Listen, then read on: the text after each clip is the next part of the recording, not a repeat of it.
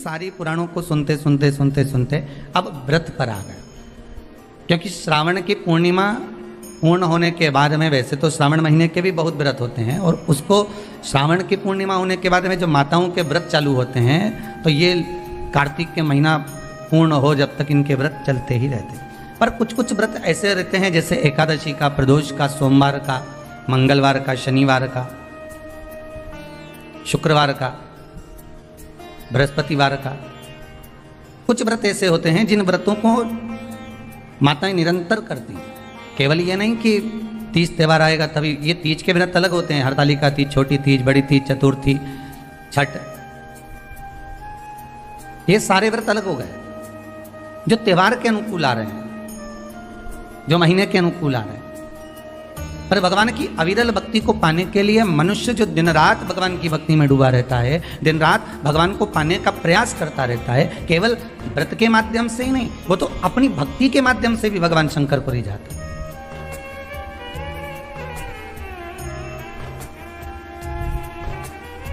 आज संपूर्ण विश्व में सबसे ज्यादा आनंद की बात तो यह है कि आज रक्षाबंधन का त्यौहार है, और रक्षाबंधन का त्यौहार होने के साथ साथ भी लोग राखी भी बंधवा रहे हैं और टीवी खोलकर शिव महापुराण की, क्योंकि व्रत नहीं छूट जाए। यह केवल व्रत की कथा नहीं है, आपका व्रत भी है। ना जाने कितनी गलतियां हम व्रत करते समय कर जाते हैं, ना जाने कितनी गलतियां हम व्रत के पहले कर जाते हैं या व्रत के बाद कर जाते हैं। हम भगवान को रिझा नहीं पाते। कई लोग हैं, कितने सालों हो गए गुरुदेव हमको सोमवार का व्रत करते करते, कितने साल हो गए हमको मंगलवार करते करते, कितने साल हो गए हमको बृहस्पतिवार करते करते। कई ऐसी माताएं जो निरंतर व्रत कर रही हैं, निरंतर व्रत में डूबी हुई हैं, पर उसके बाद भी उनके मन में आता है कि हमारा व्रत सफल हुआ कि नहीं हुआ, भगवान ने उसको स्वीकार करा कि नहीं करा। पार्वती मैया जब व्रत करने बैठती थी तो शंकर उनके सामने आ जाते थे, सती मैया जब व्रत करने बैठती थी तो शंकर जी उनके सम्मुख में आ जाते थे, माँ गोरा जब व्रत करने बैठती थी तो महादेव उनके सामने आ जाते थे, उमा जब व्रत करने बैठती थी तो भगवान महेश उनके सामने आ जाते थे।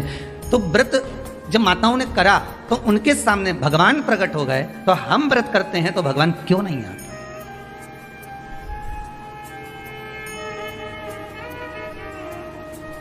आप आए नहीं और सुबह हो गई, मेरी पूजा की थाली धरी की धरी रह गई। आखिर कारण क्या है? क्या कारण हो सकता?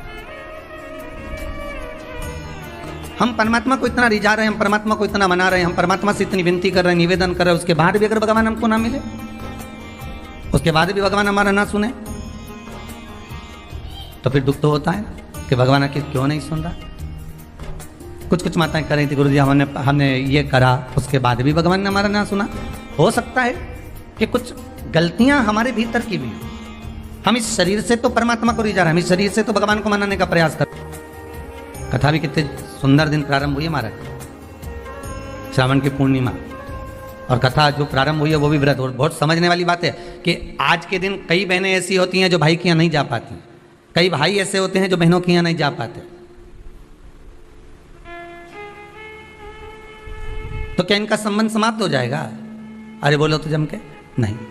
जितने लोग आस्था के सामने कथा सुन रहे हैं, बोलो जरा कि अगर बहन भाई के यहाँ नहीं जाएगी और भाई बहन के यहाँ नहीं जाएगा और उनका आपस में तिलक नहीं हुआ, रक्षा सूत्र नहीं बंधा उनका, तो क्या संबंध समाप्त हो जाएगा? नहीं।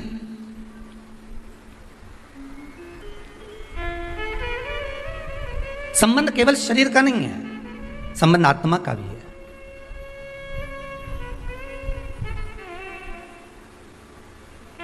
एक व्यक्ति अपने नगर में निवास करता था, रहता था, और बड़ा सुंदर भाव से वह निवास करता था।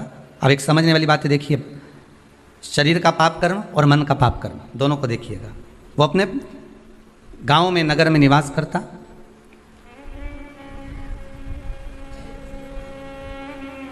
उसने जिंदगी में कभी कोई चींटी नहीं मारी, उसने अपने जीवन में कभी किसी का मन नहीं दुखाया,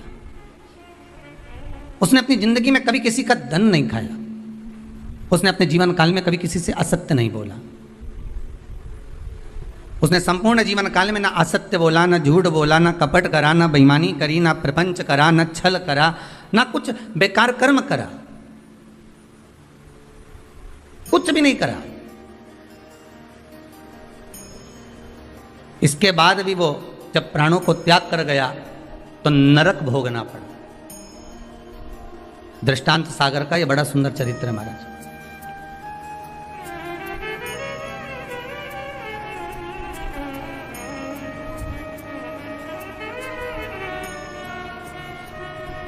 नरक भोग रहा है। ऊपर गया, चित्रगुप्त महाराज बैठे थे, इसके पाप गिना रहे थे। तो देवऋषि नारद का वहीं पर आगमन हुआ। श्रीमन नारायण, नारद जी ने तो पूछ लिया।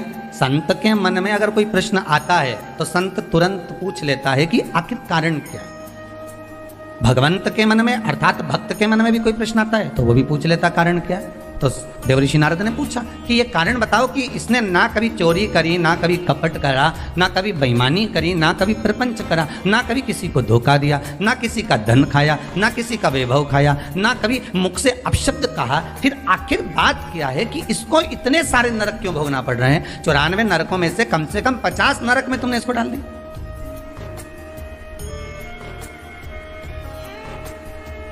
ये नरक में भेजने का कारण क्या है?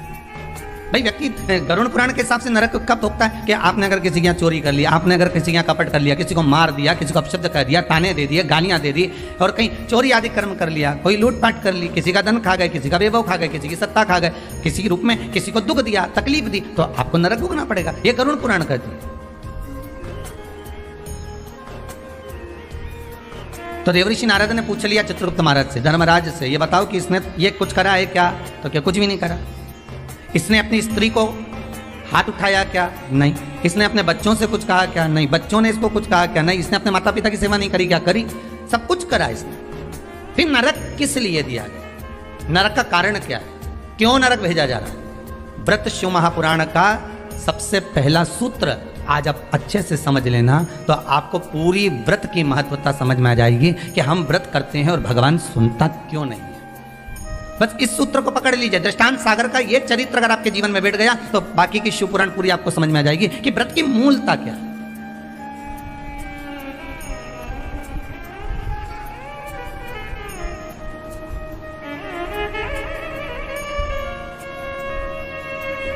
कारण क्या हो सकता? देवऋषि नारद ने पूछा तो धर्मराज बोले बस केवल एक कारण है। कौन सा? जब ये बैठता था इस शरीर के द्वारा इसने कोई बेकार काम नहीं करा। इस शरीर के द्वारा ये कोई किसी को कपट नहीं करा, किसी का धन नहीं खाया, वैभव नहीं करा खाया, किसी को अपशब्द नहीं करा। इस शरीर के द्वारा कुछ नहीं करा इसने। फिर बच्चा काहे से था? तो कहा इस इंद्री के द्वारा, मन के द्वारा। क्या करा? मन से। तो क्या मन के द्वारा ये जहां बैठता था वहां मन में सोच लेता था कि ये कितना बेकार व्यक्ति है, इसने इसके साथ तो ऐसा हो जाना चाहिए, इसके यहाँ कितना वैभव इकट्ठा हो गया, इतना धन एकत्रित हो गया होगा तो ये धन का करेगा क्या, इसके यहाँ तो ऐसा होना चाहिए कि डाका डल जाना चाहिए। इसने विचार करा। फिर विचार आया कि बताओ कितनी सुंदर स्त्री है, कितनी सुंदर नारी है, इतनी सुंदर नारी तो मेरे साथ में होना चाहिए थी।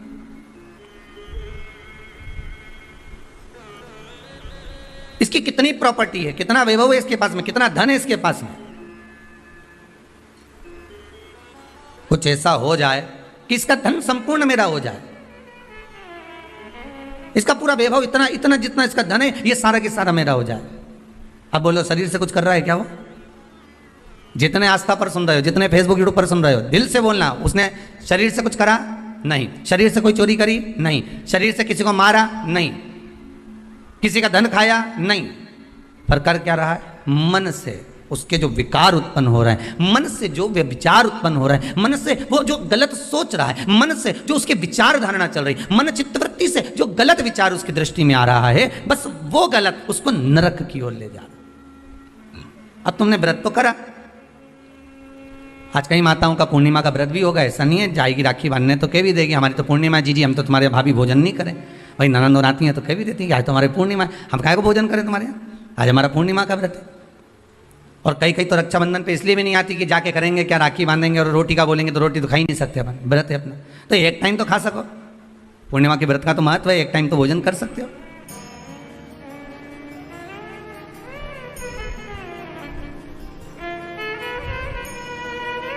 अब तुमने व्रत तो करा, खूब जोरदार व्रत करा, सुबह से लेकर शाम तक कुछ नहीं खाया, कुछ भी नहीं खाया। और ये मन बार बार अगर दौड़ कर कहीं चले गया, डब्बे में सब लोग भोजन कर रहे थे और सभी लोग प्रसाद को पा रहे थे, सभी लोगों के मन में भाव आया कि कितना सुंदर भोजन बना है, आज तो बाफला एक नंबर का बना है, आज बाटी तो बहुत जोरदार बनी। अब तुमने बनाई तो जीजी के लिए थी, ननंद के लिए थी, घर में बेटी के लिए थी, और आज तो मेहमान आया ना, भांजा ने भांजी ने सबके लिए बनाया। और मालूम पड़े ननंद आके कहते कि नहीं हमारा तो आज श्रावण की पूर्णिमा का व्रत है, आज हम कुछ खाएंगे ही नहीं। अब तुमने बाटी तो बना दी, बाफला तो बना दिया, पूरनपोली तो बना दी, तुमने आज आलू बड़ा तो बना दिया, सब्जी पकौड़ा मंगोड़ा सब बना दिया तुमने। और बेचारी वो बहन भले राखी बांध रही है, भले वो माँ आई हुई है, उसका व्रत भी है, पर उसकी जो मन है ना थोड़ा सा, वो बाफले में तो जरूर जाए, वो बाटी में तो अटकेगा थोड़ा ना। अब आई और माँ भी कह रही है, बार बार मम्मी कह रही है, बार बार माता जी कह रही है, अरे बेटा ले ले एक व्रत छोड़ दे, ले ले थोड़ा, या तू एक टाइम खा लेती यहीं। तो मन में भी सोच के बैठी, हाँ विचार तो है कि एक टाइम खाना तो है, तो घर जाके खाऊं कि यहीं खाऊं, अरे यहीं खा लूंगी मना नहीं है, पर बाफला पूरा ठंडा हो जाएगा ना शाम तक। तो अब चित्तवृत्ति में अब बाफला ने, बाटी ने, मंगोड़ा ने, आलू बड़ा ने सब अटका हुआ है, वो हृदय चित्त में राखी जरूर बांध रही है, पेड़ा भी खिला रही है, सब कुछ आरती भी उतार रही है, सब कुछ करे, पर चित्तवृत्ति तो वहीं अटकी है।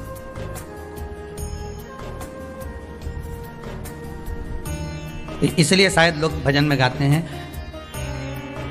इसलिए कहते हैं कि श्री बांके बिहारी लाल गोपाल मन रखियो तेरे चरणन में, मन रखियो चरणन में, तन रखियो श्री वृंदावन। बस अर्थात शास्त्र कहता है कि इस मन को, इस चित्त को, इस वृत्ति को ले जाओ भगवान के चरणों की ओर, इस मन को ले जाओ भगवान की ओर।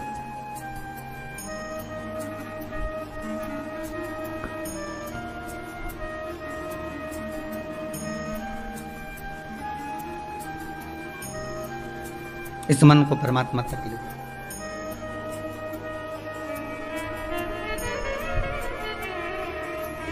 वो कहे मन तू चल रे काशी धाम, रटेंगे काशी काशी नाम। मन तू चल रे काशी धाम, रटेंगे काशी काशी धाम। मन तू चल रे काशी धाम, रटेंगे। शिव पुराण कहती है बहुत अलमस्त रहकर, यहाँ तक आपको पहले भी कथा में कहा, वल्लभ कुल की एकादशी करो, भले बकरी जैसे चरो, पर एकादशी करो। बार बार क्यों कहते हैं इस बात के लिए कि आप ज्यादा भूखे रहकर और बहुत शरीर को कष्ट देकर, मालूम पड़े शुगर और बीपी ऊंचा नीचा हो जाए और तुम हॉस्पिटल में पड़ी रहो, तो फिर उस व्रत का कोई मूल तत्व रहेगा क्या? नहीं। आत्मा का व्रत मूल है, मन का व्रत मूल है।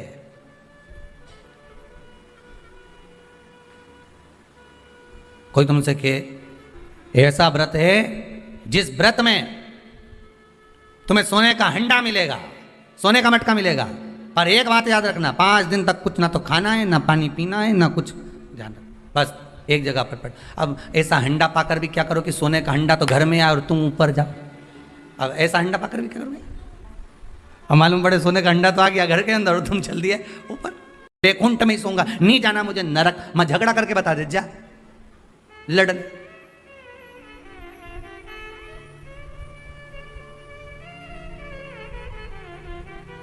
नहीं मेरे लिए तो तुम रसगुल्ला ही लाओ, मैं तो नहीं।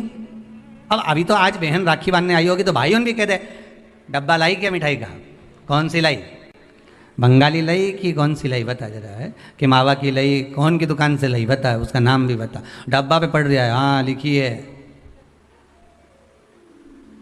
देख ली उसने। हो अब फिर ये भी देख रहा है कि सोन पपड़ी लाई कि मावा की लाई, वो भी देखा। क्योंकि भाइयों भी बड़ा चतुर है, डब्बा देख के लिफाफा बनाए। सोन पपड़ी का अगर डब्बा लाई है तो 100 या 200 का, और अगर मावा की लाई है तो फिर 500 का, और अगर बंगाली लेके आई है तो 1000 का लिफाफा यूज दे दे। मतलब लिफाफा भी डब्बे से चले।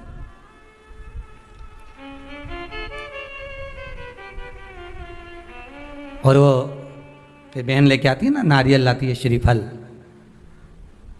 श्रीफल गोला नहीं नारियल का, सूखा गोला नहीं, कहलाती है श्रीफल। गोला तो आजकल फैशन का हो गया, नारियल का गोला तो फैशन है, क्योंकि नारियल लेके जाएंगे, नारियल 10 रुपए का है, भाई को लगना चाहिए कि कोई वीआईपी चीज लाई, इसलिए नारियल का गोला लिया। पर यहाँ कहीं पुराण में कहीं लिखा हो नहीं कि नारियल का गोला दिया था लक्ष्मी जी ने राजा बलि को, या इंद्राणी ने इंद्र को रक्षा सूत्र बांधा था तो उसमें नारियल का गोला दिया था। यहाँ कहीं लिखा हुआ तुम कहीं पढ़ो तो मुझे जरूर भेज देना। रहे हो उसमें श्रीफल, जिसमें जल हो, पानी हो, और पानी वाला फल जब हाथ में देकर रक्षा सूत्र बांधती है बहन, तो भाई का भी घर भरा रहता है और बहन का भी घर भरा रहता है। भाई का भी घर भरा और बहन का भी, जिसमें जल भरा हो, जिसमें पानी भरा हो, वो श्रीफल होना चाहिए। और गोला रखो, मना नहीं है। तुम्हारा मन कर गया कि गोला लेकर आई हूं कि भाभी 2-4 दिन खा लेगी, छोरा छोरी खा रहे हैं, टोरा टोरी खाएगा, हाँ तो रख दो, तुम मना नहीं है। तुम जो दो तो गोला बाद में दे दो, पर हाथ में जब रक्षा सूत्र बंधे, जब राखी बंधे, तो तुम्हारे हाथ में श्रीफल होना चाहिए, नारियल होना चाहिए। क्यों? पहले की कथा में आप स्मरण करेंगे, जो हमने मुंबई में स्कंद पुराण वाची थी, उसमें वर्णन किया था। श्रीफल कार्तिकेय बाबा का प्रतीक है, श्रीफल संत का प्रतीक है, स्कंद का प्रतीक है। आप नारियल का गोला दो, 50 बार दो, 10-10, 20-20 गोले दे दो, 50-50 गोले दे दो, मना नहीं है, हैं 2-4-8 झोला भर के दे दो, हम वो भी मना नहीं करे, एक बोरा भर के दे दो, उसका मना नहीं। पर श्रीफल की मूलता है, यहाँ नारियल का जो श्रीफल है उसकी मूलता है। और कितनी सुंदर बात है, नारियल जो बहन भाई को देती है, श्रीफल हाथ भरा हुआ रखती है, भाई को बहन जब श्रीफल देती है तो भाई वही श्रीफल अपनी बहन को कुछ दक्षिणा अर्थात कुछ रुपया रखकर, कुछ भेंट रखकर, कुछ स्वरूप रखकर, जब बहन इतनी दूर से आई वही श्रीफल भाई फिर बहन को दे देता है, ये ले तू ले जा, तू रख ले। पर बहन उस श्रीफल को लेकर नहीं जाती है, बहन क्या कहती है, नहीं नहीं तुझे रखना पड़ेगा, तू रख। तो 2 चीज में से जब श्रीफल भाई भेंट रख कर देता है अपनी बहन को, तो बहन श्रीफल वहीं भाई के घर छोड़ देती है, भेंट का कुछ भाग लेकर चल देती है। ये बहन का प्रभाव। रक्षा सूत्र को लोगों ने बिगाड़ दिया आज के जमाने में, तो रक्षाबंधन का भी महत्व लोग नहीं जानते कि कैसे रक्षा सूत्र बनना चाहिए, कैसे रक्षाबंधन होना चाहिए, उसका भी विशेष महत्व होता है भाई, उसकी भी मूलता होती है। और एक बात कहूंगा आज रक्षाबंधन पर, आपको अच्छी लगे तो आप स्वीकार करना, ना लगे तो आप छोड़ देना। वैसे भी सियोर वाला महाराज ताड़ी तड़ी बोले है, उसमें क्या दिक्कत, तो बोलने में तो कोई पीछे हटूंगा नहीं।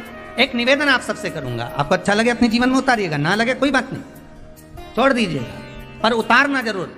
बहन से प्रॉपर्टी के चक्कर में कितना भी झगड़ा चल रहा हो, बहन का भाई से एक मकान के चक्कर में कितना भी झगड़ा चल रहा हो, संपदा के चक्कर में कितना भी झगड़ा चल रहा हो, तो भी निवेदन करूंगा, बहन और भाई तुम खूब लड़ो प्रॉपर्टी और जमीन के लिए, पर रक्षाबंधन के दिन कम से कम एक दूसरे के नहीं भी जाओ तो फोन लगाकर जीजी और बहन भाई से, भाई बहन से एक बार तो बात कर लो, क्योंकि धन अपनी जगह रह जाएगा साहब, वहां धन नहीं जाने वाला, आपका व्यवहार जाने वाला, आपका प्रेम जाने वाला। माना उसने कुछ भी करा हो, अदालत में केस लगा दिया हो, 25 केस चल रहे हो अदालत में, 50 बार तुम्हें पेशी पर जाना पड़ रहा हो, 50 बार झगड़े हो गए, 50 बार तलवार लेकर खड़े हो गए, डंडे लेकर खड़े हो गए, एक दूसरे को मारने को तैयार हो गए, पर निवेदन है, एक माता के गर्भ से तुम जन्मे हो, कम से कम उस माता के दूध का फर्ज अदा करो। और एक बार कितना भी झगड़ा हुआ हो, इस आस्था चैनल के माध्यम से आज रक्षाबंधन के दिन भले राखी बंधवाओ मत बंधवाओ, पर एक फोन लगाकर तो पूछ लो, जीजी कैसी है,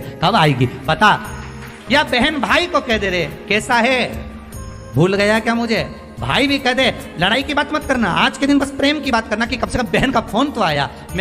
मेरा मन कहता है, मेरा दिल कहता है कि शायद दिवाली पर जितनी आतिशबाजी नहीं हुई होगी उतनी आतिशबाजी आपके दिल में होगी, कि जिससे केस चल रहा है वो फोन लगाकर पूछ रहा है कि भाई ने पूछा बहन से, बहन ने पूछा भाई से कैसे हो, भाभी से बात कर लो, थोड़ा बच्चों से बात कर लो। माना अदालत में देखा जाएगा, लड़ाई झगड़े सब होंगे, सब कुछ होगा, कौरव और पांडवों की कथा तो देखो रे कितनी सुंदर है, कितनी सुंदर है।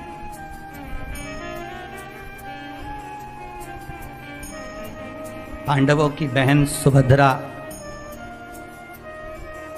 राखी बांधने कौरवों को जाती है, कौरवों की बहन राखी बांधने के लिए पांडवों को जाती है। जरा विचार करिए,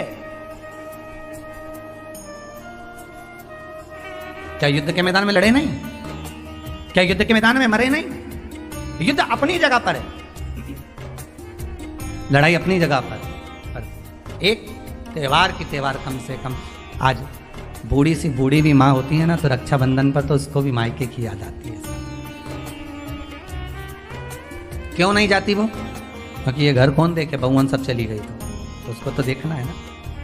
बूढ़ी से बूढ़ी भी माँ हो ना, तो उसको भी याद आती है मायके की। वो बहू से कह देती है ले लिफाफे में थोड़ी सी 2 राखी रख दे और हमारा दोनों भाई उनके लिए कोरियर कर दे। 5 दिन 8 दिन पहले से कह रही है भेज दी क्या बेटा, भेज दी क्या बेटा? हाँ मम्मी भेज दी। अब वो पहुँच जाए, उसमें एक पत्र लिख के डाल दे कि बंधवा लेना, हो तेरी बुआ ने भेजी है, बंधवा लेना, तेरी बहन ने भेजी है।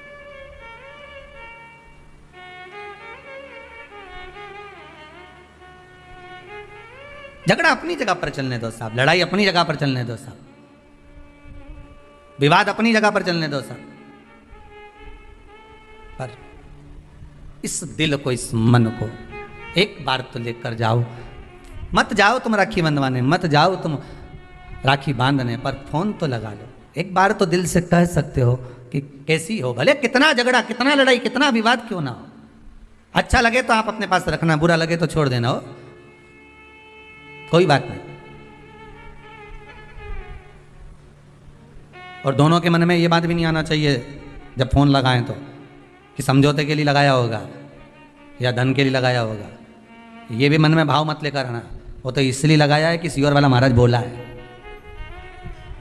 तो शंकर जी आज्ञा कर रहे हैं। शंकर शिव पुराण से व्रत शिव महापुराण की कथा आज श्रावण के इस पूर्णिमा के दिन रक्षाबंधन पर जो प्रारंभ हुई है, हो सकता है ना जाने कितने भाई बहन इस कथा के माध्यम से वापिस जुड़ जाएं, उसकी प्रसन्नता रहेगी साहब। आप कर लो एक बार,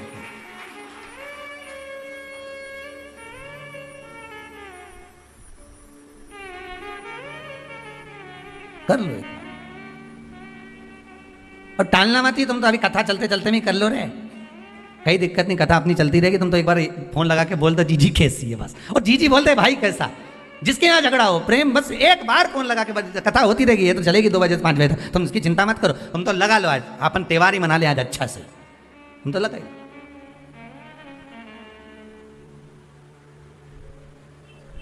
और फिर सूचना जरूर देना हो हमको, व्हाट्सएप पे जरा भेज देना, समिति के व्हाट्सएप पे, कि हमारा इतने साल का झगड़ा था, बाबा ने कृपा कर फोन पे बात कराई, इतनी प्रसन्नता हुई ना। तो बड़ा ये भी हमें सुनने को मिलेगा ना, तो बड़ी आनंद होगा इस चीज। आप प्रसन्न रहो, आप आनंद। शंकर की, भगवान शिव की बहन छिप्रिया पूरी दुनिया की सबसे बड़ी राखी वही बनती है, उज्जैन के महाकाल को। पूरी दुनिया की सबसे बड़ी राखी उज्जैन के महाकाल को ही बनती है।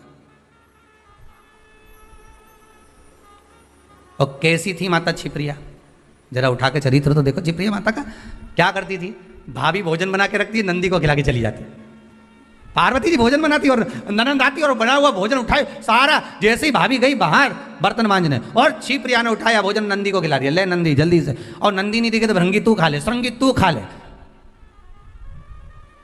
अच्छा चतुर भी इतने थे ये नंदी भृंगी श्रृंगी कि खाने के बाद डब्बा कम मांझ के रख देते तो पता ही नहीं चलता था भोजन करके।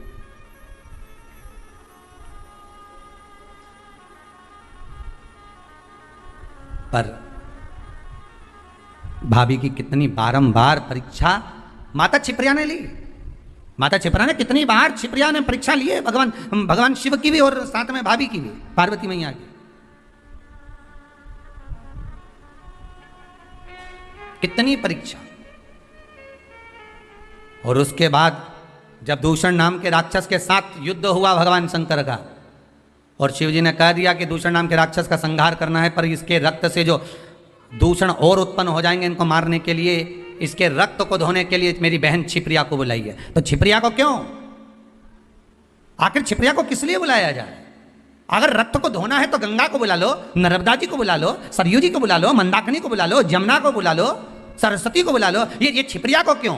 शंकर जी कहते हैं सारी नदियों ने तप करा, सारी नदियों ने तप करा और भगवान से वर मांगा। यमुना जी ने वर मांगा कि ठाकुर इस भूमंडल पर रहूं, आपके चरणारविंद की रज मिलती रहे। गंगा ने वर मांगा मेरा नाम आपके नाम के साथ जुड़ा रहे। मंदाकिनी ने वर मांगा मुझे राघव के चरण मिले। सरयू जी ने वर मांगा मुझे राम जी के चरणारविंद मिले। राम अगर अपने प्राणों को भी त्यागे तो मेरे जल में ही त्यागे। ये सरयू जी ने मांगा। पर केवल एक नदी ऐसी है, नर्मदा जी ने भी मांगा मेरा कंकर संकर बन जाए। केवल एक नदी ऐसी है जिस नदी ने 33 कोटि देवताओं से कुछ नहीं मांगा, और वो नदी नहीं शंकर जी की बहन। शंकर जी क्या मांगते तुमसे? भोलेनाथ जी ने कभी तुमसे कुछ मांगा कि मेरे यहाँ 1 किलो मिठाई का डब्बा लेके आओ रे? शंकर जी कभी बोले कि मेरे यहाँ तुम ये लेके आना, ने सोना लाना, ने चांदी लाना, ने अंबारी लाना, ना ये लाना? शंकर जी तो क्या तुम आ जाओ, 1 लोटा पानी हो तो चढ़ा जाओ, दूध हो तो दूध, दही हो तो दही, नहीं मिले तो बेलपत्र, बेलपत्र भी नहीं ला सको तो मेरी उठा के मुझ पे चढ़ा दो, और इतना भी नहीं ला सकते तो 3 बार ताली बजा दो। ये भी नहीं कर सकते तो शिखर का दर्शन कर लो, ये भी नहीं कर सकते तो मंदिर के सामने से निकल जाओ। बस इतना तो कर सकते हो, नहीं गाड़ी लीने भोड़ भोड़ करें देखता हुआ निकल जाए, बस उतने में समझ जाए बहुत है। अरे जिससे स्नेह होता है ना, जिससे प्रेम होता है, मेरे शंकर को अगर आप स्नेह करते हो, प्रेम करते हो, शिव के प्रति समर्पित हो, शंकर के प्रति आपका वात्सल्य, आपकी करुणता, आपका आनंद शिव से अगर जुड़ा हुआ है, तो मात्र गाड़ी लेकर भी निकल गए तो वो देख लेगा कि गया है अभी यहाँ से हो, और तुमने देख लिया बैठा है महादेव के अंदर, उतना ही बहुत है।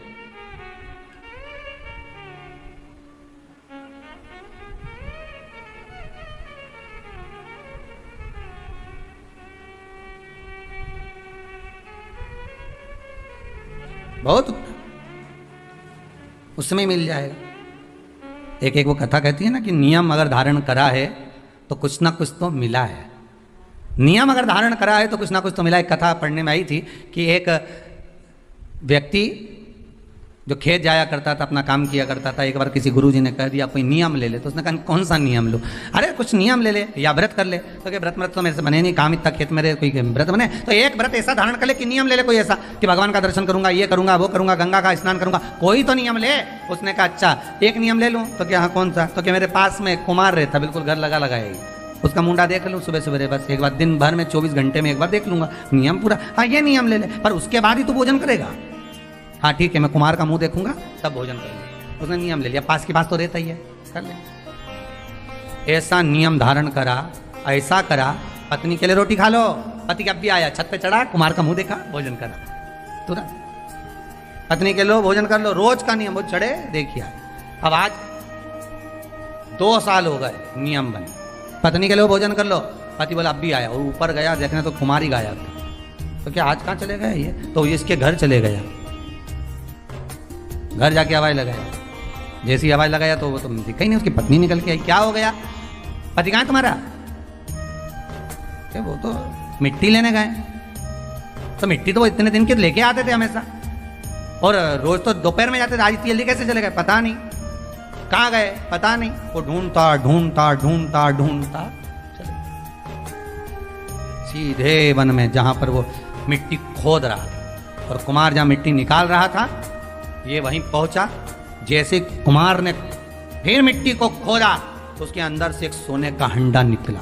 हंडा जैसे ही निकला कुमार खुश हो गया, ये गया, और जाते से ही इसने इसका मुंह देखा कुमार का। देखते से इसको तो इतनी भूख लग रही थी, ने जम के चिल्लाया देख लिया, और जो बोला देख लिया, और भागते भागते गया। कुमार ने सोचा हंडा देख लिया।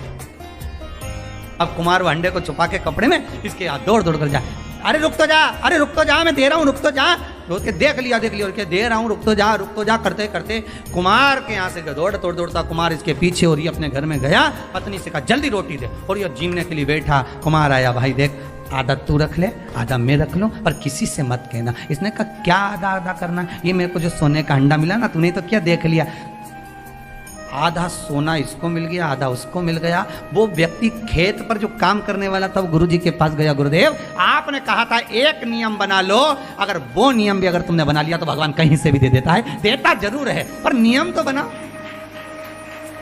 कोई एक नियम तो धारण करो। एक नियम बनाओगे ना तो भगवान दे देगा पक्का, पर बनाओ तो।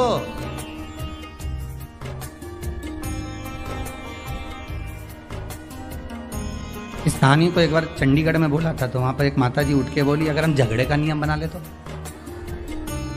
हमने कहा ये बनाने की जरूरत का है, झगड़े का नियम ये तो बना बनाया है रोज का, प्रतिदिन का ही, अब इसको बना के क्या करोगे है?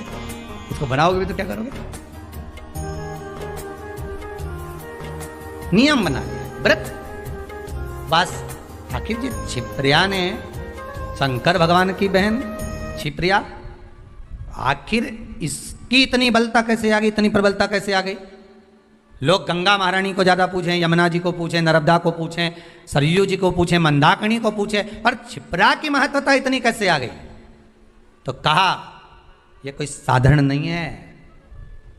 गंगा का जल उलाते तब ये दूषण नाम के राक्षस का जो रक्त है उसको धोते, या यमुना जी को सरयू जी को बुलाकर धुलवाते, पर मेरी बहन छिप्रिया आएगी, जल के वेग में आएगी, उसको ही क्यों?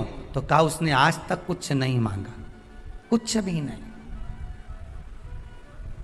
कितना सुंदर संवाद है। आज रक्षाबंधन पर छिप्रिया का चरित्र बहुत ध्यान से सुनना। उज्जैनी जाओ ना तो महाकाल की नगरी में, तो छिप्रा का दर्शन कर कर आया करो।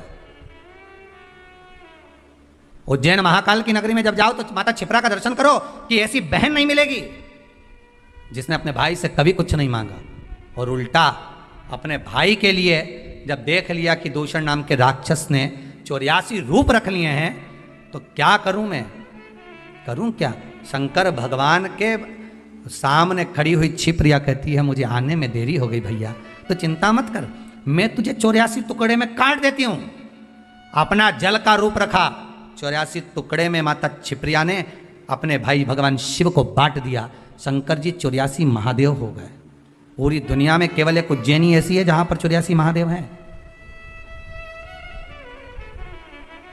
पूरी दुनिया में केवल एक भूमि उज्जैनी नगरी, महाकाल की नगरी ऐसी है जहां पर 84 महादेव विराजमान है, और वो भी माता छिप्रा की देन।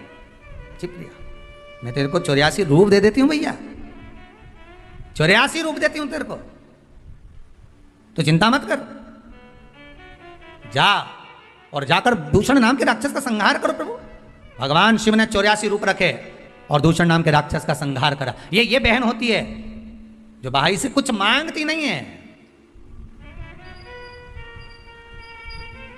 कुछ नहीं चाहिए। बहन तो कहती है मुझे क्या चाहिए, तुम दे भी दोगे साड़ी तो क्या करूंगे, मेरे पास तो पहले से बहुत सारी पड़ी है, क्या करना भैया। भाभी रहने दो, बस व्यवहार अच्छा रखो, प्रेम अच्छा रखो, वाणी अच्छी रखो, मीठा बोलो, अच्छे से बोलो, बस इतना चाहिए और कुछ भी नहीं चाहिए मुझे, और कुछ नहीं चाहिए।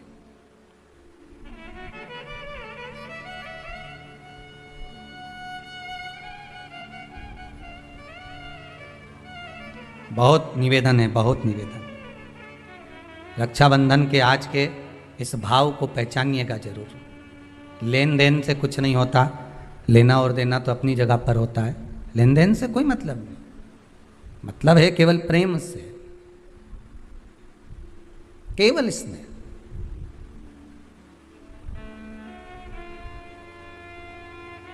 भाई को लगे बहन इतनी पैसे वाली है, पति इतना कमा रहा है, और भतीजों के लिए जरा सा सामान नहीं लाई, थोड़ा सा सामान लेकर आ जाना था अपने भतीजा भतीजी के लिए। तो भाइयों से निवेदन है, बहन से ये आशा मत रखो कि भतीजों के लिए कुछ लेकर आए, आशा ये रखो कि बहन हमारे दरवाजे पर आ जाए। पहले भी कहा, फिर कहते हैं, गाय बेटी, बहन बेटियां, गौ माता और संत ब्राह्मण, संत ब्राह्मण।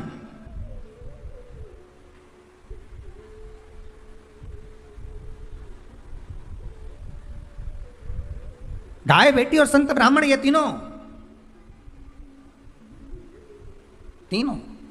ये तीनों का बड़ा बड़ा महत्व, और ये तीनों राखी से जुड़े हुए हैं, तीनों रक्षाबंधन से जुड़े हुए महाराज जी।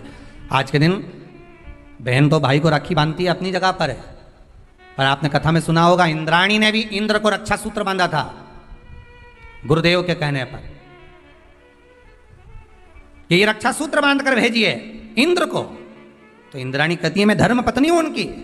तो क्या हुआ, आप रक्षा सूत्र बांधिए। अगर धर्म पत्नी रक्षा सूत्र नहीं बांध सकती तो यहां शास्त्र कहता है इंद्राणी ने इंद्र को युद्ध में विजय होने के लिए दिया था, रक्षा सूत्र बांधा था, स्वयं गुरु खड़े हुए। शास्त्र कहता है आज के दिन अगर बहन बेटी आए ना आए, या रक्षा सूत्र आपके हाथ में बंधा हो ना बंधा हो, या आपकी दुकान में, व्यापार में, गल्लक में, कांटे में, तोल कांटे में, आदि की जगह पर रक्षा सूत्र ना बंधा हो, तो किसी ब्राह्मण को फोन लगाकर बोलिए, ब्राह्मण को बुलाइए और ब्राह्मण से कहिए कि आकर हमारी दुकान में आप रक्षा सूत्र बांध दीजिए। गाय, ब्राह्मण, साधु, संत और बहन बेटी, ये तीन काल का हरण करती है, इसलिए इन तीनों की महत्वता। जब ये राखी जो बनती है ना, ये रक्षा सूत्र जो तुमने बांधा है, जो मोली जो बांधते हैं, कलेवा जो बांधते हैं, ये रक्षा सूत्र बहुत दिन तक जब बंधा रहता है, बंधा रहता है, बंधा रहता है, पूरा समय 8 महीने, 9 महीने, 6 महीने, 4 महीने, 3 महीने, जितना भी आप लोग बांध कर रखते हैं, जितना भी 8 दिन, 15 दिन, 20 दिन, जब तक आप बांध कर रखते हैं, उसके बाद में इसको खोलने के बाद कहाँ डाला जाता है?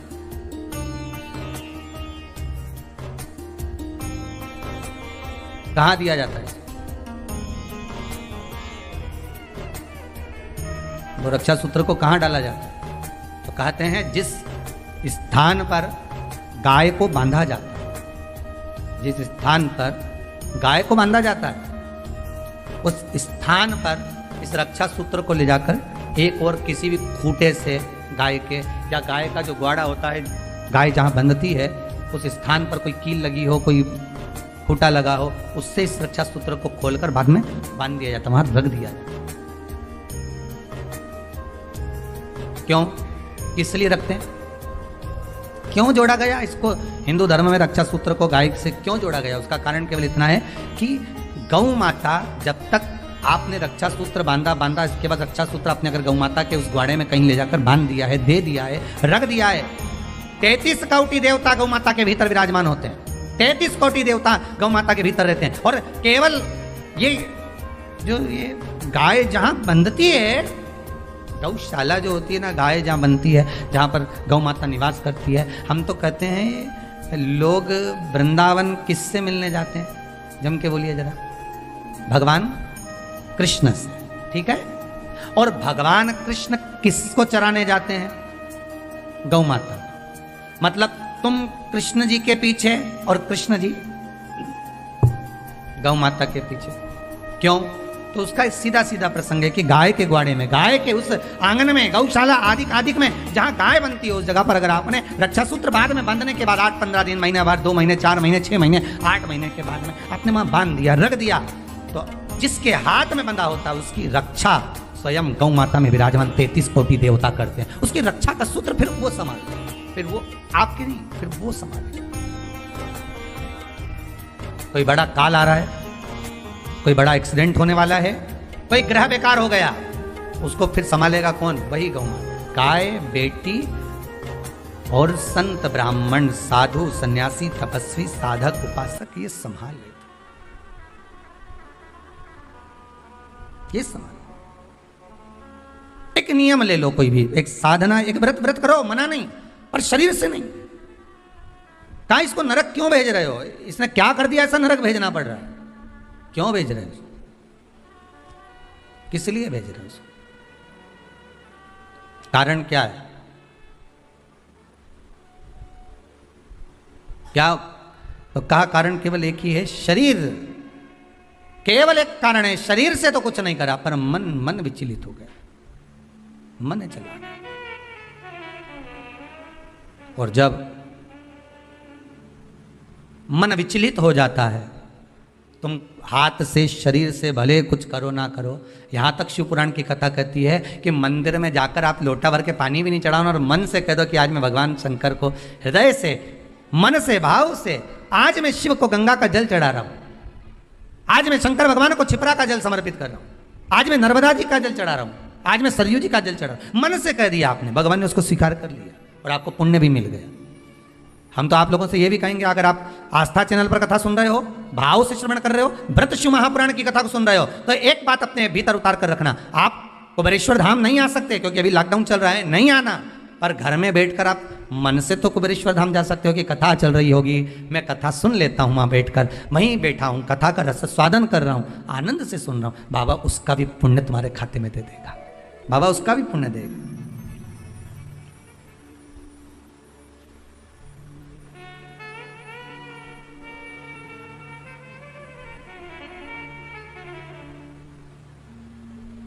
बस हृदय से जपो, जो शिव नाम होठों पे अरे चढ़ गया रे, तो समझो ये जीवन संवर गया रे, तो समझो ये जीवन संवर गया। शरीर नहीं ले जाना है। उपवास में, व्रत में हमें शरीर नहीं ले जाना है, उपवास में व्रत में हमें क्या ले जाना है? मन। इस मन को ले जाओ तुम, तब साधना। बोल मेरी जीवा हरि हरि, 10 भोजन पान करे, राम नाम में मरी मरी। बोल मेरी जीवा, अभी भी नहीं बोली हरि हरि। ये इस शरीर को अगर रोक रहे हो कि हाँ ये नहीं खाना है, वो नहीं खाए, वो नहीं खाएगा। आप कह दो कि मेरे को आज भोजन नहीं करना है, मन शरीर नहीं करेगा पर मन तो दौड़ेगा ना। व्रत में मन मूल है। इसको नरक क्यों भेज रहे हो? देवऋषि नारद ने पूछा कि नरक भेजने का कारण क्या? ना तो इसने पाप करा, ना छल करा, ना बेईमानी करी, ना कपट करा, ना कोई चीज चुराई, ना किसी का धन खाया, ना बेबहू खाया, फिर नरक क्यों? तो कहा नरक इसलिए भेजा जा रहा है कि मन से गलत सोच रहा था। बहुत सुंदर बात है भाई, आपसे भी कहेंगे। अच्छा लगे ठीक है, वो आपकी मर्जी, पर मन से भी पाप मत करो। मन से पाप नहीं होना चाहिए। ये मन का जो पाप है ना, मन से किया गया जो पाप है ना, ये शरीर के द्वारा किए गए पाप से ज्यादा भोगना पड़ता है। तुमने मन में सोच लिया, हुए व्यक्ति को देखा किसी को और कह दिया बताओ कैसा है, मन में सोचा, बोला नहीं किसी को। फिर वही वाली बात आ गई, अगर हृदय में प्रेम होगा तो प्रेम दोगे, ठीक है। ये ताली एक हाथ से बजती है क्या? दो ही हाथ से बजती है ना। आप किसी को प्रेम दोगे तो सामने वाला आपको प्रेम देगा। आप स्नेह दोगे, स्नेह मिलेगा। आप अपने भीतर कपट रखोगे, छल रखोगे, बेईमानी रखोगे, प्रपंच रखोगे, तो वो भी वही देगा आपको। आप किसी से कोई बात छुपा रहे हो, आप किसी से कोई बात छुपा रहे हो और सामने वाले से आप चाहते हो कि ये मुझे सब कुछ बता दे, तो वो भी तो छुपाएगा।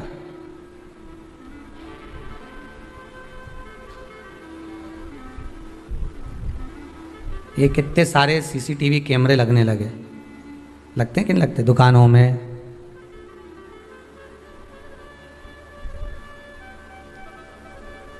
घरों में। जितने लोग आस्था पर कथा सुन रहे हो ना, आपके भी मोहल्ले में लगे होंगे, दुकानों में लगे होंगे, घरों में लगे होंगे, रोड पे लगे होंगे। कितने कैमरे लगे, ये सबसे बाद में लगे हैं, सबसे बाद में। ये कैमरे तक कब पहुंचे हम, आप और हम सीसीटीवी कैमरे तक कब पहुंचे हैं? जब मनुष्य का मनुष्य से विश्वास खत्म हो जाता है, मनुष्य का मनुष्य से विश्वास टूट जाता है, तब जाकर घरों में दरवाजे लगाए जाते हैं। नहीं तो पहले के जमाने में तो पर्दे से काम चल जाता था, पर्दे लगाते थे। क्या खत्म हुआ? जम के बोलो जरा, विश्वास।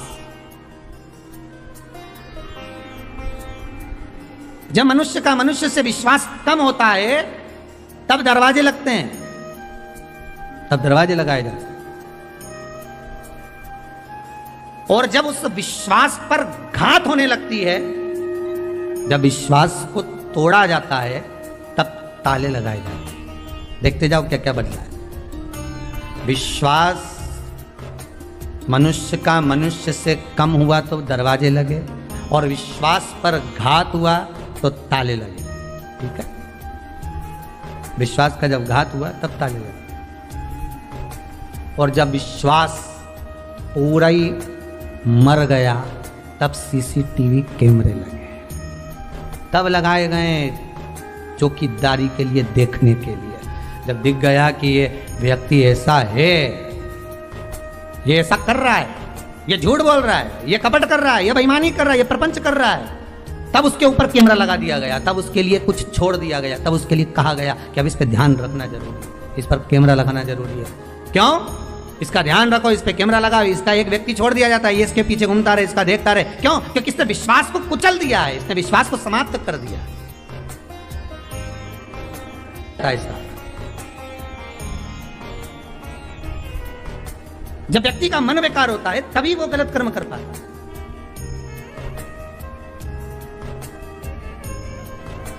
क्यों करा जाता है पूर्णिमा का व्रत? पूर्णिमा का व्रत करने का कारण क्या है बताइए? आप इतने सालों से कर रही हो, कई माताएं कर रही होंगी पूर्णिमा का व्रत। एक समय फलाहार करती हैं, एक समय भोजन करती हैं। भोजन में खीर का होना जरूरी होता है पूर्णिमा के व्रत में। दूध की सामग्री होना जरूरी होती है पूर्णिमा के व्रत में। 12 महीने की पूर्णिमा करो मना नहीं है। और पूर्णिमा उठाने का भी समय होता है चैत्री। चैत्र के महीने की जो पूर्णिमा होती है चैत्री पूर्णिमा पहली पूर्णिमा मानी जाती है, इसलिए चैत्री पूर्णिमा को सिद्ध पूर्णिमा कहते हैं। कार्य सिद्धात्री पूर्णिमा कहते हैं, सिद्ध करने वाला। मनोरथी पूर्णिमा कहते हैं।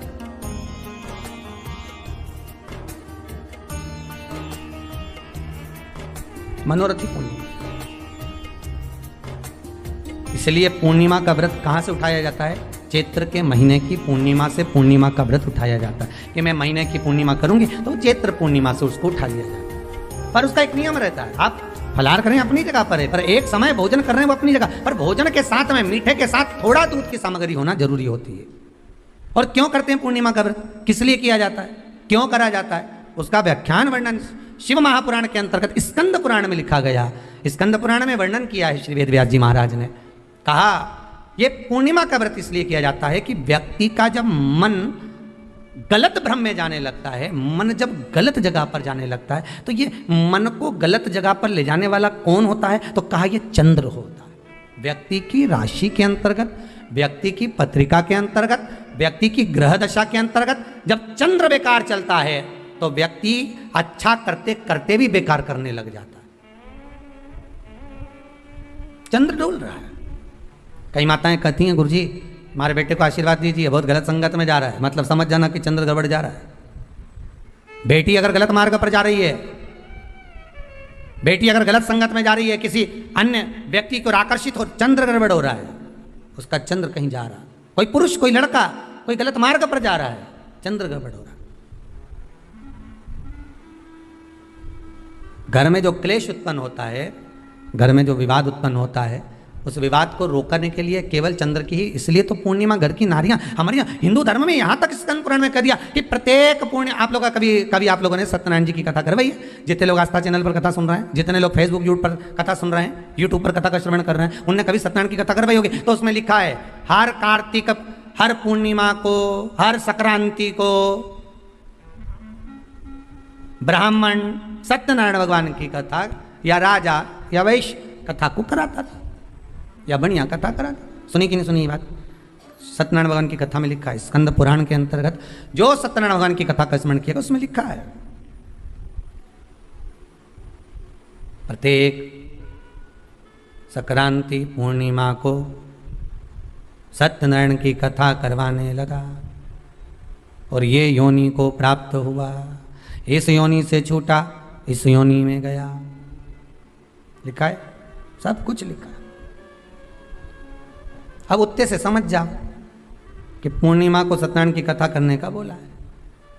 तो पूर्णिमा को सत्यनारायण की कथा का क्यों बोला? वैसे तो रोज कराओ सत्यनारायण जी की कथा, प्रतिदिन कराओ, मना नहीं है। आप क्या कोई विशेष फंक्शन है आप सत्यनारायण जी की कथा करवा? पर पूर्णिमा संक्रांति को और संक्रांति को पूर्णिमा को सत्यनारायण की कथा का स्मरण क्यों करवाया गया? क्योंकि पूर्णिमा के दिन अगर ये भगवान का व्रत रख लेगी, पूर्णिमा के दिन अगर ये खीर का प्रसाद बना लेगी, थोड़ा सा दूध की कोई सामग्री बना लेगी और भगवान को भोग लगा देगी, भले सत्यनारायण भगवान के भाव से बनाए, भले सत्यनारायण जी के निमित्तार्थ बना, पर अगर इसने सत्यनारायण भगवान के निमित्त से बना, पर पूर्णिमा के दिन अगर ये व्रत रखेगी, उपास रखेगी या कोई सामग्री बनाकर भगवान की पूजन कर लेगी, तो इसके घर में जो अशांति है वो शांति में बदल जाएगी। इसलिए कई घरों में आज भी सत्यनारायण भगवान की पूजन हर पूर्णिमा को करती है। माता किताब लेके बैठ जाती है, तुरंत उन्हें ऑफिस जाना, कहीं काम पे जाना, और तुरंत उसने जल्दी कलश रखा, कलश नहीं भी रखे तो भगवान की पूजन कर के ब्राह्मण देवता को बुला लेगी, ब्राह्मण नहीं आएंगे तो खुद कर लेगी, पर करती जरूर है। इतना सा आटा सेक लेगी, पंजेरी बनाई, सीरा बनाई, मिठाई रख दो, कुछ भी करेगी, पर सत्यनारायण की कथा कर दे। उसका मन लग गया उसमें, मतलब पूर्णिमा को करना है। उसको करने से क्या होता है? शांति रहती, शीतलता रहती।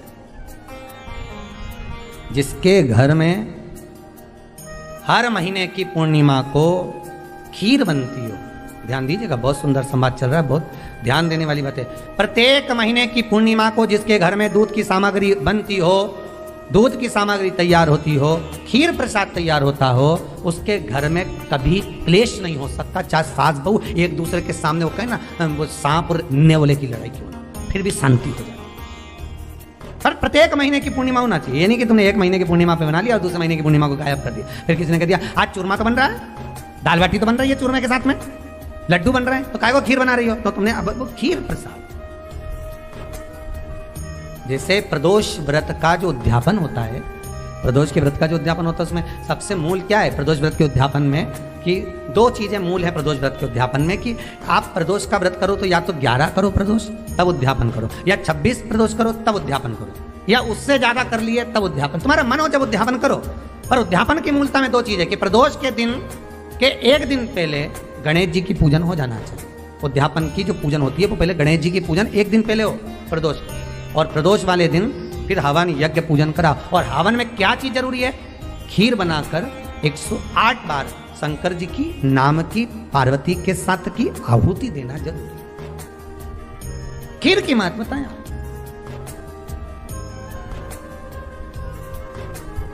चलो और सहज भाषा में समझिए, और सरल भाषा। जिस समय पर भगवान औघड़दानी मेरा त्रिकालदर्शी मेरा कैलाशी शंभू का आवाहन चंद्रदेव ने करा, कब? जब ससुर ने श्राप दे दिया कि काया का रोग होगा, काया क्षीण होने लगी, टपक टपक कर गिरने लगी, काया नीचे गिर, चंद्र रोने लगे, आंखों से अश्रु बह रहा,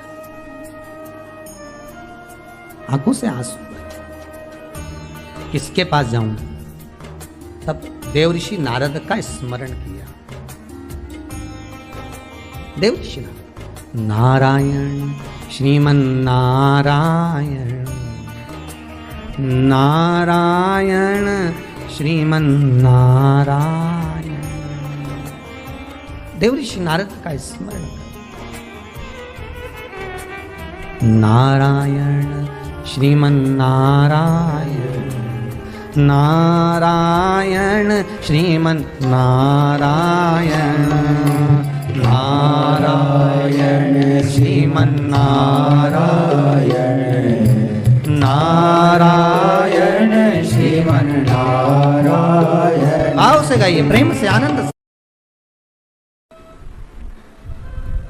जिस व्यक्ति को रात्रि में, जैसे ही रात हो या दिन हो, भोजन करने के 15 मिनट के बाद ही नींद की झपकी आ जाए, समझ लेना चंद्र कमजोर पड़ गया, चंद्र गड़बड़ हो गया। बहुत ध्यान सुनिएगा जरा। पूर्णिमा का व्रत किसके लिए है वो भी ध्यान से लीजिए। शायद आपने कभी सुना ना सुना, पर अच्छे से सुन लोगे ना ये व्रत कथा, बार बार नहीं मिलने वाली। फिर इसके बाद तो तुम भले वो फिर फेसबुक यूट्यूब पर बाद में निकाल के भले सुनते रहना, पर सुन लो पूर्णिमा के व्रत का महत्व पूरा। एक, भोजन के बाद जब नशे जैसा माहौल हो जाए, आपको बिल्कुल कोई छेड़े ही नहीं, सोई नींद आए, जब लग जाए कि अब तो 2 क्षण सोना ही पड़ेगा, नेत्र कितना ही जगाओ तो भी नहीं माने, फिर तो बिन पिए नशा हो जाता है, जो बोले भोलेगा। तो ये जब चंद्र अपना प्रभाव दिखाता है तो भोजन के बाद आपको डुबा देता है। ठीक है,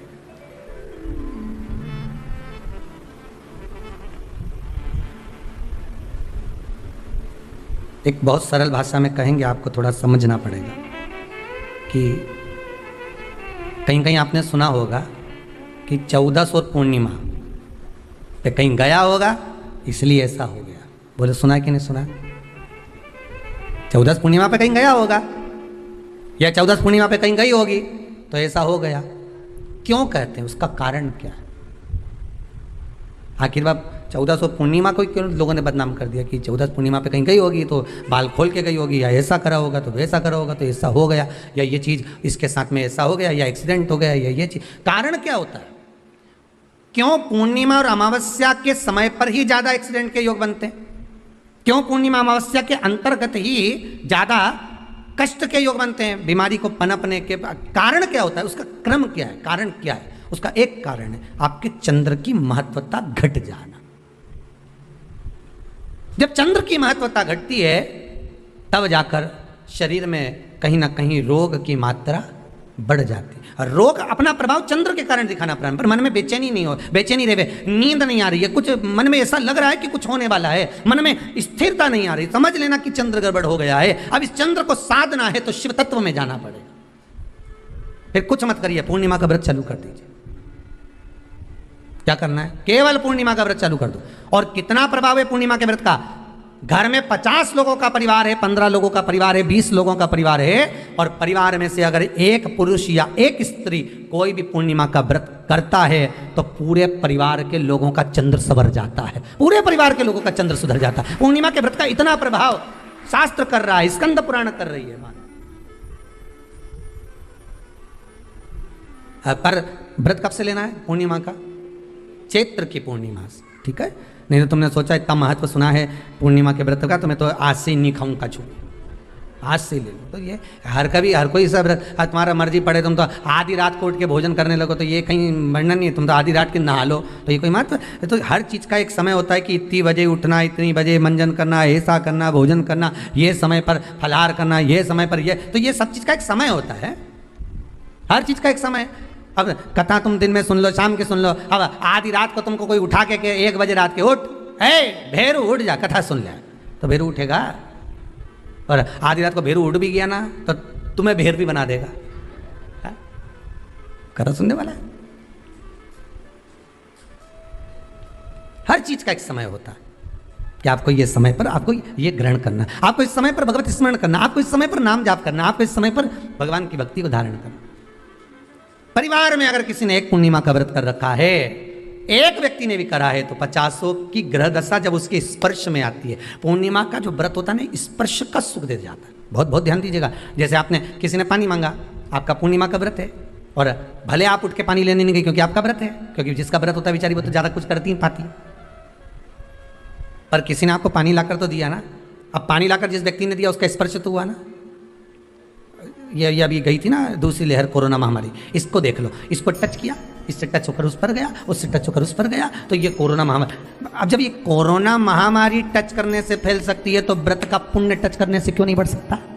विचार करिएगा जरा, उसका भी तो पुण्य। अब आपने किसी को जल दिया जिसका व्रत था उसको जल दिया। और सरल भाषा में समझ लो, कभी मथुरा वृंदावन गए हो आप लोग? अगर मथुरा वृंदावन गए होगे, उज्जैनी गए होगे, काशी गए होगे, कहीं तीर्थ में गए होगे, या कभी कुबेरेश्वर धाम कभी आप लोग आएंगे जाएंगे, कभी आपको ज्ञात होगा, तो कभी आप लोग दर्शन करेंगे कि जब भोजन प्रसाद होता है तो लोग उसको बांटने के लिए देते हैं कि कोई आया है तो उसको कुछ प्रसाद मिल जाए, भंडारे की प्रसादी मिल जाए। तो भंडारे की प्रसादी जब वो खाता है उसका स्पर्श होता है, स्पर्श होता है तो जिसने भोजन किया उसका पुण्य जो दे रहा होता है उसके खाते में चले जाता है, उसके खाते में गया।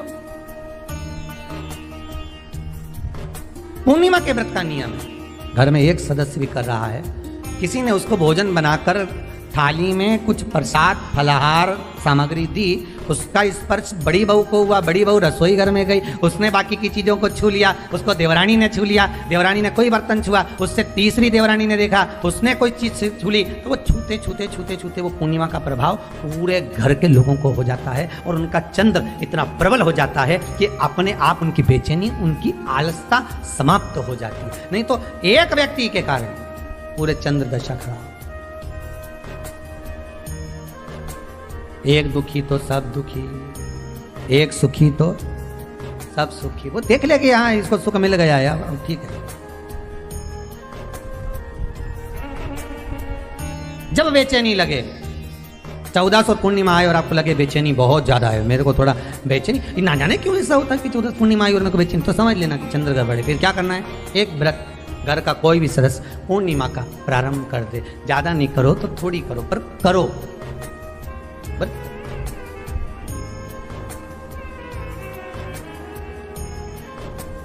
बहुत क्लेश हो रहा हूं, बहुत क्लेश हो रहा हूं, तो पूर्णिमा के दिन खीर का भोजन प्रत्येक महीने में एक बार ऐसा नियम बना लो, अपने दीवार पे लिख लो कि पूर्णिमा है और पूर्णिमा के दिन घर में खीर बनना ही है। केवल शरद पूर्णिमा अकेली पे नहीं हो, तुम एक पूर्णिमा पे तो बनाते हो खीर, शरद पूर्णिमा के दिन तो खूब जोरदार बना बुना के ना डोलची के छत पे दर्द हो, उठा के भगवान ही दर्द कहीं कहीं तो छत पे बनाए, तो बच्चे पूछ ले मम्मी ये छत पे क्यों रखी है, तो क्या अमृत गिरेगा?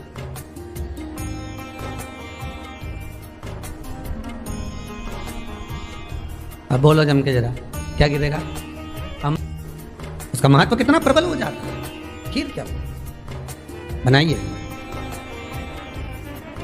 पूर्णिमा के व्रत का महत्व चंद्र से, और जिसके यहाँ क्लेश हो, कोई व्यक्ति मीठा बोलकर आपसे स्नेहवश प्रेम बढ़ाकर, स्नेह बढ़ाकर, आपसे प्रेम वात्सल्यता करुणा स्नेह बढ़ाकर जब आपसे कुछ धन लेकर चले गया हो और अब आप उससे मांग रहे हो, आप उससे लेना चाहते हो और फोन कर रहे हो, मिलने जा रहे हो कि मेरा पैसा दे दे भैया, और वो प्रेम खत्म कर चुका है, स्नेह खत्म कर चुका है, धन नहीं दे रहा, वहां पर भी यह पूर्णिमा का व्रत काम करता है।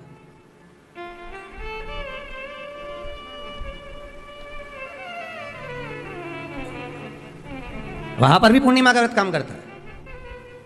कहा व्रत करने वाला व्यक्ति जो पूर्णिमा का व्रत करता है, चावल का, अक्षत का, श्वेत वस्त्र में, सफेद कपड़े में अक्षत रखकर, जो जिससे धन लेना है प्रेम वश लेकर गया है, स्नेह वश लेकर गया है और नहीं दे रहा है, उसका स्मरण कर कर ब्राह्मण देव को दे देने पर भी महाराज चंद्र की दशा सुधर कर लक्ष्मी का भाव वापिस प्राप्त हो जाता है, पुनः वापिस।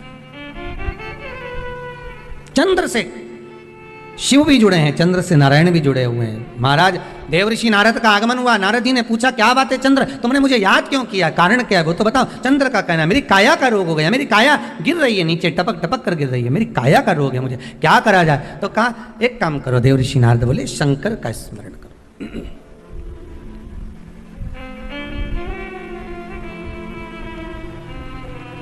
शिव का स्मरण कर लिया।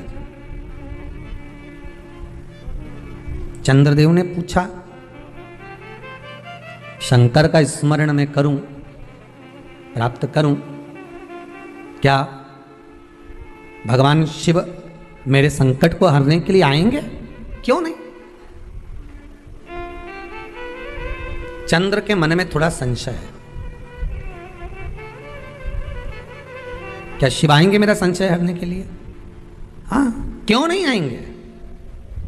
तो देवऋषि नारद के सामने एक संशय और पैदा कर दिया चंद्रदेव ने। बात ऐसी है कि मैं, दक्ष प्रजापति मेरे ससुर हैं जी, और बोलिए शंकर भगवान के ससुर भी बोलो दक्ष प्रजापति हैं, सती इनको भी आई है, तो 60 कन्याएं चंद्रदेव के पास में भी गई।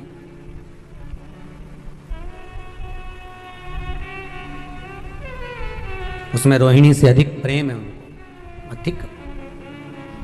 ये मेरे साधु भाई हैं, ये मेरे रिश्तेदार हैं। क्या एक रिश्तेदार दूसरे रिश्तेदार का रोग मिटा सकता है कि रोग बढ़ा सकता है? चंद्र के मन का संशय देखिए। फिर वही वाली बात आ गई, व्यक्ति शरीर से गलती नहीं करता, मन से बहुत गलतियां कर जाता है। आप किसी व्यक्ति से कभी मत झगड़ो, लड़ाई मत करो किसी व्यक्ति से, किसी व्यक्ति से लड़ाई मत करो आप, और अंदर से लड़ाई करो। सारी पुराणों को सुनते सुनते सुनते सुनते अब व्रत पर आ गए, क्योंकि श्रावण की पूर्णिमा पूर्ण होने के बाद में, वैसे तो श्रावण महीने के भी बहुत व्रत होते हैं, और उसको श्रावण की पूर्णिमा होने के बाद में जो माताओं के व्रत चालू होते हैं, तो ये कार्तिक के महीना पूर्ण हो जब तक इनके व्रत चलते ही रहते हैं। पर कुछ कुछ व्रत ऐसे रहते हैं, जैसे एकादशी का, प्रदोष का, सोमवार का, मंगलवार का, शनिवार का, शुक्रवार का, बृहस्पतिवार का। कुछ व्रत ऐसे होते हैं जिन व्रतों को माताएं निरंतर करती हैं। केवल ये नहीं कि तीज त्यौहार आएगा तभी, ये तीज के व्रत अलग होते हैं, हरतालिका तीज, छोटी तीज, बड़ी तीज, चतुर्थी, छठ, ये सारे व्रत अलग हो गए जो त्यौहार के अनुकूल आ रहे हैं, जो महीने के अनुकूल आ रहे हैं। पर भगवान की अविरल भक्ति को पाने के लिए मनुष्य जो दिन रात भगवान की भक्ति में डूबा रहता है, दिन रात भगवान को पाने का प्रयास करता रहता है, केवल व्रत के माध्यम से ही नहीं, वो तो अपनी भक्ति के माध्यम से भी भगवान शंकर को रिझाते हैं।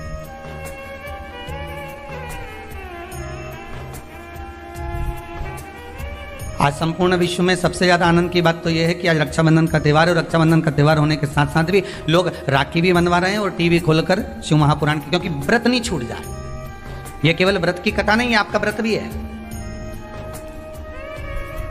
ना जाने कितनी गलतियां हम व्रत करते समय कर जाते हैं। ना जाने कितनी गलतियां हम व्रत के पहले कर जाते हैं या व्रत के बाद कर जाते हैं। हम भगवान को रिझा नहीं पाते। कई लोग हैं, कितने सालों हो गए गुरुदेव हमको सोमवार का व्रत करते करते, कितने साल हो गए हमको मंगलवार करते करते, कितने साल हो गए हमको बृहस्पतिवार करते करते। कई ऐसी माताएं जो निरंतर व्रत कर रही हैं, निरंतर व्रत में डूबी हुई हैं, पर उसके बाद भी उनके मन में आता है कि हमारा व्रत सफल हुआ कि नहीं हुआ, भगवान ने उसको स्वीकार करा कि नहीं करा। पार्वती मैया जब व्रत करने बैठती थी तो शंकर उनके सामने आ जाते थे। सती मैया जब व्रत करने बैठती थी तो शंकर जी उनके सम्मुख में आ जाते थे। माँ गोरा जब व्रत करने बैठती थी तो महादेव उनके सामने आ जाते थे। उमा जब व्रत करने बैठती थी तो भगवान महेश उनके सामने आ जाते थे। तो व्रत जब माताओं ने करा तो उनके सामने भगवान प्रकट हो गए। तो हम व्रत करते हैं तो भगवान क्यों नहीं आते?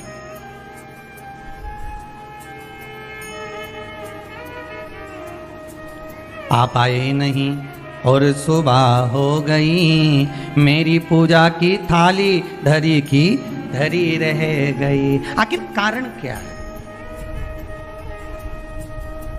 क्या कारण हो सकता?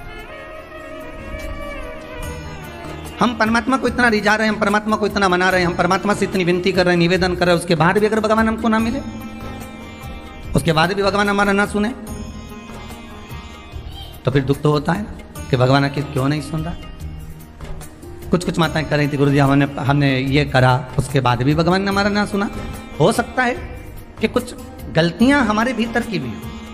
हम इस शरीर से तो परमात्मा को रिझा रहे हैं, हम इस शरीर से तो भगवान को मनाने का प्रयास कर। कथा भी कितने सुंदर दिन प्रारंभ हुई हमारा, श्रावण की पूर्णिमा, और कथा जो प्रारंभ हुई है वो भी व्रत। और बहुत समझने वाली बात है कि आज के दिन कई बहनें ऐसी होती हैं जो भाई के यहाँ नहीं जा पाती।